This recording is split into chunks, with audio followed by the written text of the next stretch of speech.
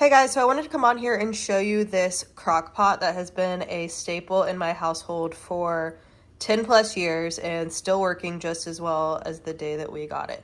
So I love this crock pot to have quick and easy meals ready for the evenings when it's crazy and chaotic. I just dump stuff into here, turn it on, and it's ready to go. So I'm making one now and wanted to show you. So I have some chicken, taco seasoning, and salsa poured on top. Took me all of 2 seconds to throw that in there, and then I'm going to close it up with the latches on the side. And then they have the different options here. You can do the high, low. I'm gonna do a low and slow cook, and then you just put however many hours you want it to sit. So I'm gonna do 8, and that is literally it.